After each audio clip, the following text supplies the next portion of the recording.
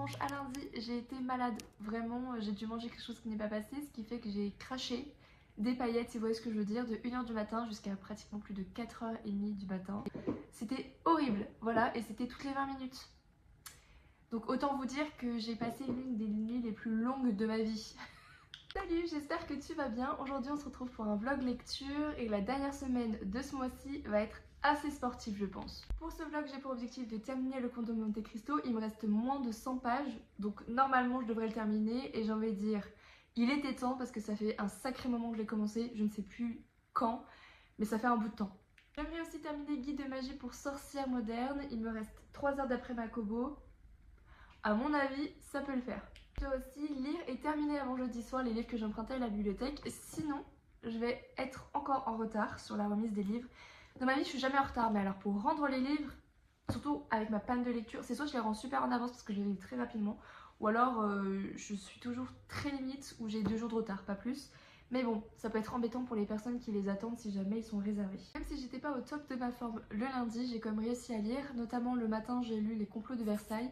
C'est le deuxième tome. J'ai mis certes 1 heure à lire parce que j'étais pas encore au top de ma forme, mais j'ai terminé le deuxième tome.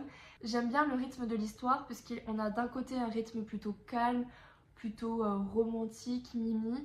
Et à côté de ça, on a aussi un moment où il y a toujours de la précipitation, la recherche de solutions, qui est à l'origine de la mise en danger d'une autre personne, qui a empoisonné qui, etc.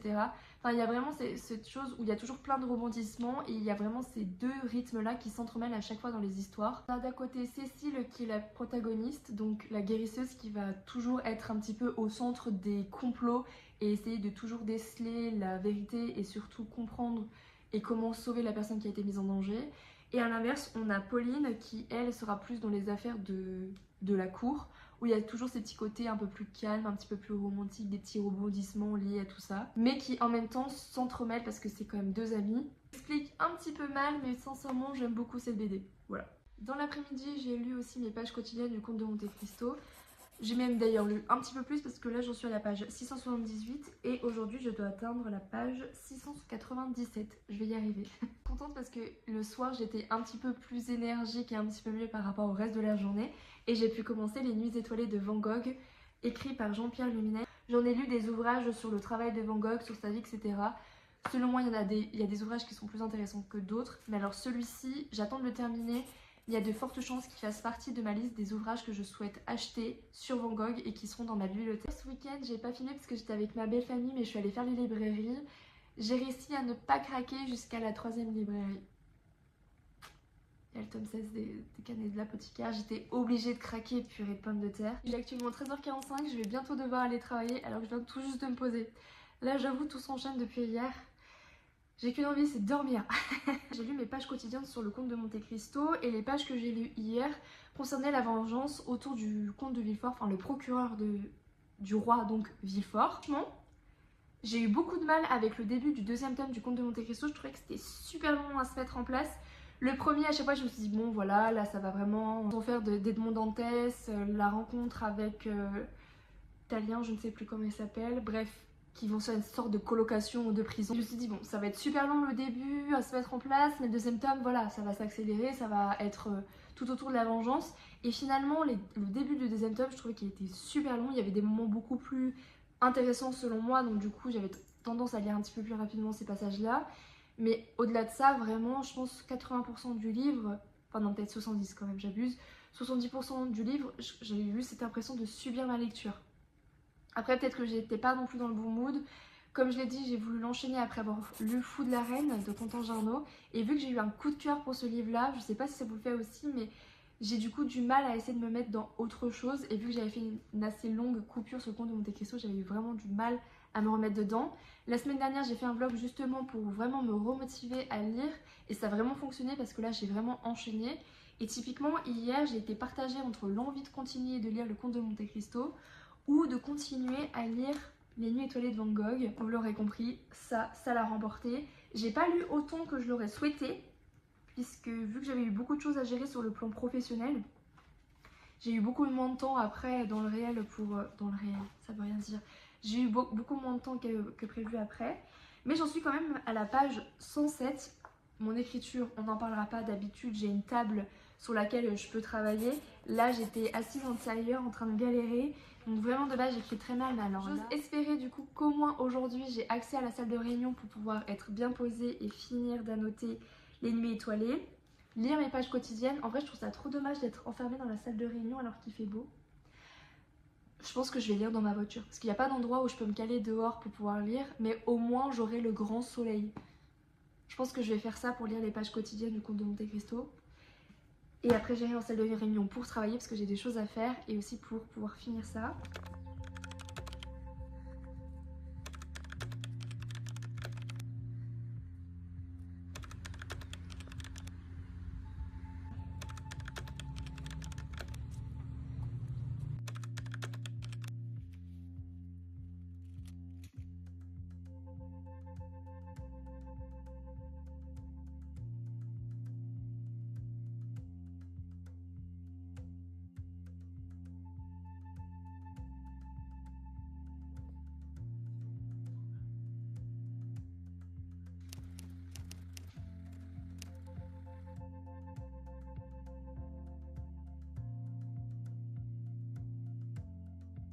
Comme vous avez pu le voir, j'ai terminé hier cet ouvrage. Vraiment, c'est l'un des meilleurs que j'ai pu lire sur le travail et l'histoire en général de Van Gogh.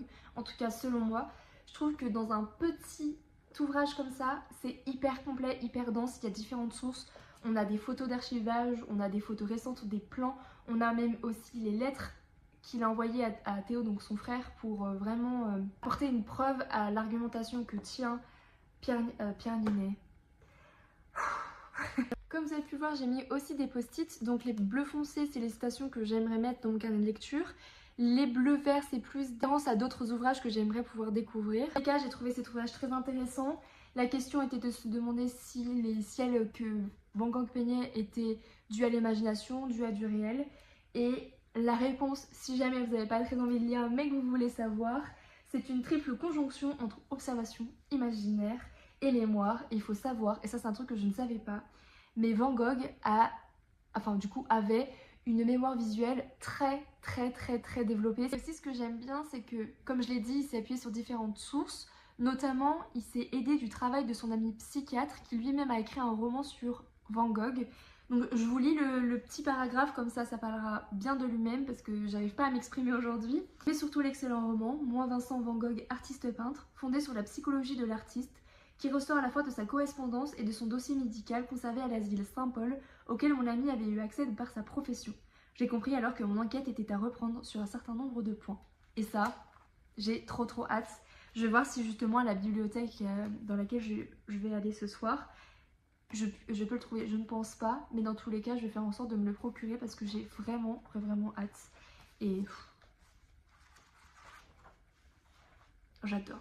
Et d'ailleurs, heureusement que je me suis un petit peu trompée, j'étais persuadée que c'était ce jeudi-là que je vais rendre mes bouquins que j'ai empruntés à la bibliothèque. Sauf que non, c'est jeudi prochain, donc en fait j'ai vraiment le temps. Donc comme ça je vais pouvoir vraiment bien reprendre mes annotations, etc. Et prendre le temps de lire ma pièce de théâtre et les 2 recueils de poèmes. Du coup, vu que j'ai pas été trop pressée par le temps, j'ai avancé dans le Comte de Monte Cristo à tel point que je l'ai terminé ce matin. Honnête, ce matin j'ai essayé de filmer à chaud ma réaction, sauf que j'ai tellement bégayé et j'étais tellement fatiguée que je me suis dit ça sert à rien que j'essaye. Vraiment, j'ai essayé pendant une demi-heure. J'ai pas réussi à dire une chose simple, c'était simplement vous dire que je l'avais terminé, qu'il me restait simplement à lire le dossier commentaire. D'habitude, je le lis jamais, mais là, vu que c'est un classique que j'ai beaucoup aimé et qu'il y a juste des moments où je suis pas trop sûre d'avoir tout compris, je me dis que ça peut peut-être éclaircir ma compréhension. Mon réveil vient de sonner me rappelant qu'il fallait que je me bouge avant d'aller travailler, donc je vais préparer mes affaires et on se retrouve avec des plans vidéo parce que je vais aller à la bibliothèque à la recherche de nouvelles lectures.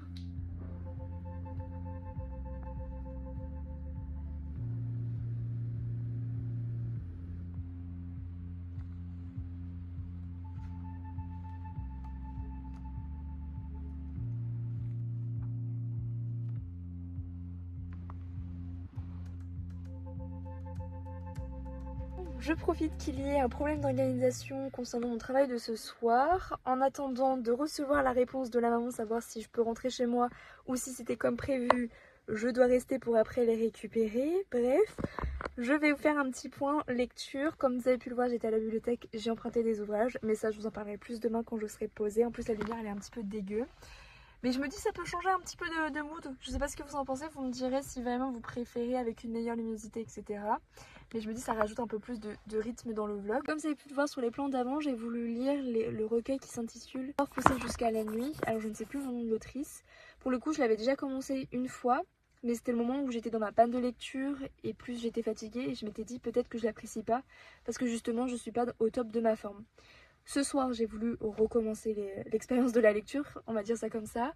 J'ai un peu plus apprécié le début, mais pour le coup, j'ai pas du tout accroché à la prose de la poétesse. Et je pense que c'est quitte au double pour la poésie. C'est soit on aime la façon dont la personne écrit, soit on n'aime pas. Et qui plus est aussi, c'est important des sujets que ça traite, on va dire. Et pour les coups, là, pour le coup, waouh, je n'y arrive plus. Pour le coup, voilà, j'ai pas accroché. Au départ, je m'étais dit, bah allez, force-toi un petit peu, etc. Puis au fait, au fil des pages, je me suis rendu compte que je lisais ce recueil juste pour dire de le lire. Et finalement, je me suis dit, non, arrête. Et j'ai commencé l'autre, je crois qu'il s'appelle Vivante de Claire Isé. Dans tous les cas, je me reprendrai là si jamais. Et là, j'ai beaucoup plus apprécié. Pour le coup, vraiment, j'ai enchaîné les pages. En vrai, j'aurais voulu mettre beaucoup plus de post-it, mais au bout d'un moment, je me suis dit, je sais pertinemment, je vais me retrouver avec énormément de photos dans mon téléphone en me disant, oui, un jour, je vais les remettre dans mon dossier poésie, etc. Et je vais jamais les réécrire. Juste, je prends du plaisir. Il y a juste 2-3 phrases où je me suis dit, allez, vas-y, celle-là, vraiment, tu les kiffes. Tu les prendras en photo.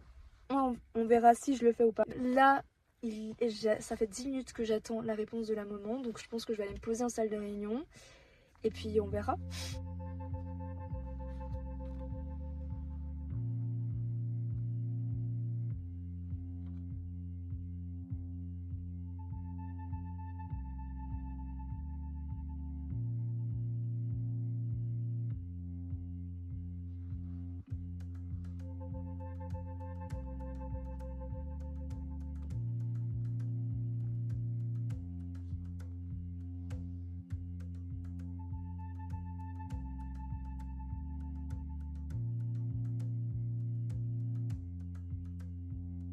Toute la matinée, je suis au refuge. Après, j'ai des choses à faire et j'aimerais bien aussi commencer mon montage. Donc au départ, je me suis dit, ouais, 2 heures, c'est tranquille. Mais en fait, non, pas du tout. Parce que même si le livre se lit très rapidement et on voit pas tant passer, bah, il faut quand même trouver ces 2 heures hein, dans la journée. D'habitude, je lis plus le soir quand même. Mais là, vu qu'on sera sur la route, littéralement, d'habitude, je lis dans ma voiture. Mais là, on sera avec des amis. En vrai, je l'emmène partout avec ma liseuse. Donc je me dis, je l'emmènerai avec moi pour le concert. Le seul endroit où je veux pas l'emmener, c'est au refuge. Parce que j'ai trop peur de la casser. Et je me connais, en plus je suis hyper maladroite ces derniers temps, donc je vais vraiment pas prendre le risque pour le coup. Bref, j'arrête de parler parce que de base je devais y être pour 9h20, parce que ça ouvre à 9h le refuge pour les bénévoles, mais je voulais laisser un petit peu le temps aux soigneurs et soigneuses de bien s'installer tranquille, j'aime pas être directement sur elles. Et puis voilà, je sais pas du tout si je vais promener les chiens ou si je vais aider à nettoyer les box. Ça dépend un petit peu si la soigneuse est toute seule ou pas aujourd'hui.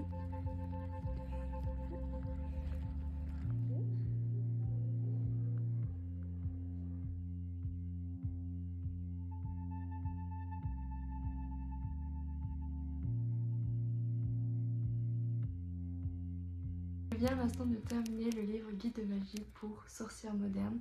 Si jamais vous entendez du bruit, enfin un bruit d'eau, c'est parce que j'ai mes règles, j'ai mal ces premiers jours et du coup j'ai ma bouillotte. Comme je m'en doutais hier, j'ai pas eu trop le temps de lire, notamment parce que j'ai privilégié sur l'avancement du montage de cette vidéo et aussi des tâches que j'avais à faire. Et aussi on devait partir pour le concert de Orelsan. J'ai lu en attendant qu'il arrive sur scène. Donc j'étais trop à fond dans le livre, je crois que j'ai lu peut-être une vingtaine de minutes, un peu moins. Et le concert, j'ai été agréablement surprise. Pour le coup, Orelsan, c'est un artiste que j'écoute pas de manière très régulière, c'est plus les anciens albums que j'écoute. Mais alors là, je me suis prise une claque, c'est un mélange entre un concert et un spectacle. À un moment donné, je me suis dit, mais je suis un concert vraiment, je suis pas un spectacle.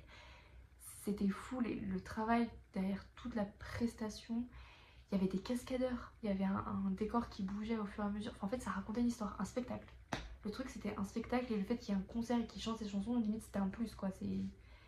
C'est fou. J'ai vraiment aimé. Alors, c'était en lien avec un film qu'il a fait, on l'a pas vu.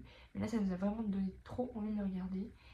Et maintenant son album je le saigne parce que j'avoue que niveau musique je suis plus sur des trucs que je connais, notamment Billie Eilish, The Queen of the World, selon moi, vraiment. Mais là du coup vraiment je suis en mode ah non mais il faut que je me penche un peu plus sur son nouvel album. Bref, je me suis grave perdue. J'ai terminé aujourd'hui, j'ai vraiment aimé ma lecture. Faut que j'arrête avec mes vraiment. En fait c'est quand je cherche mes mots, je dis vraiment. Mais c'est pas très agréable à écouter. Honnêtement j'ai bien aimé ma lecture, c'était chill, c'était fluide pour le coup. J'étais juste un petit peu perplexe et perdue parce que j'étais persuadée que c'était une saga ou en tout cas une trilogie. Et quand j'ai vu qu'au fur et à mesure ça allait se clôturer, je me suis dit mais comment, qu'est-ce qu'elle va raconter dans les autres tomes? Et en fait pas du tout. Enfin en soi, l'autrice a écrit un petit peu dans cet univers-là. Là typiquement j'ai lu le livre sur les sorcières. Là le prochain c'est sur les vampires, les choses comme ça. J'aurais lu le truc sur les vampires, mais quand j'ai vu qu'il fallait que je le paye, je me suis dit bon, je préfère garder mon argent pour des livres que j'ai vraiment envie de lire. J'ai bien aimé ma lecture. Au début je m'attendais pas à grand chose, enfin si, je m'attendais à lire un truc sur les sorcières, vraiment que c'était un truc centré sur le monde de la sorcellerie, etc. Puis j'ai lu le résumé et je me suis dit c'est clairement de la romance, et le fait que ça se passe dans un monde de sorcières c'est plus un cadre un petit peu différent des autres romances. Est-ce que ça fait partie de la romantasy? Je ne sais pas, parce que au niveau des genres je suis très nulle. Si jamais vous cherchez une lecture avec des personnages complexes, avec des thématiques complexes, passez votre chemin. Là c'est vraiment plus une lecture feel good avec des personnages pas très complexes mais plus attachants. Vraiment c'est, on passe un moment avec eux, on est cool de les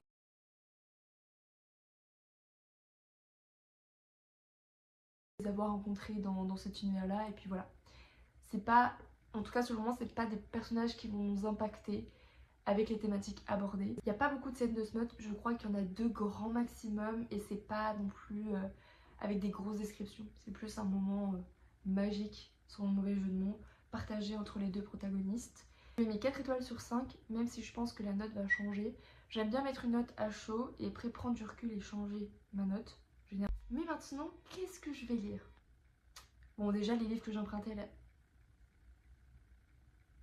Je vous ai même pas montré ce que j'ai pris à la bibliothèque en fait. Je suis en train de réaliser. C'est toujours aussi chaotique. Comme quoi il n'est jamais trop tard pour réaliser qu'il manque un bout de la vidéo. Et j'ai envie de dire heureusement que je m'en rends compte maintenant. Du coup j'ai emprunté un livre qui s'appelle Chemin sans issue selon Van Gogh. Et l'auteur s'appelle David Asio. Je regarde derrière parce qu'ils sont bien mignons la bibliothèque, mais ils ont mis l'étiquette pile sur l'auteur. Je vous lis juste une petite phrase du résumé parce que je trouve que elle résume bien ce dont le livre va parler. Mêlant récit romanesque et enquête historique, chaque auteur raconte l'histoire d'un tableau célèbre. J'ai hâte de le lire. Je pense que je vais plus le lire la semaine prochaine à tête reposée, et surtout je pourrai prendre des notes. Là ce week-end j'ai plus envie de me poser avec une lecture tranquille sans me dire qu'il faut que je prenne des notes. J'ai eu trop peur, mon plaid s'est accroché à mon bracelet et j'ai cru que je l'avais cassé. Mais finalement ça va. Bref, c'est sur ça qu'on va se laisser. J'espère que vous avez aimé cette vidéo. D'ailleurs, je crois que c'est l'une des vidéos les plus longues de ma chaîne. Donc dites-moi si vous avez aimé ce format long ou si vous préfériez plutôt les formats courts. Si jamais vous voulez laisser un commentaire mais que vous savez pas trop quoi mettre, laissez une fleur avec une petite sorcière en lien avec la dernière lecture. Et puis on se retrouve la semaine prochaine, soit dimanche à 20h50. Et puis voilà. Avant d'aller au travail, je voulais un petit peu vous faire le point sur mes lectures. J'arriverai jamais à faire cette vidéo, mon yoyo. Vraiment sur toute la baffe de yoyo. J'espère que c'était cool de faire la micro-sieste sur maman.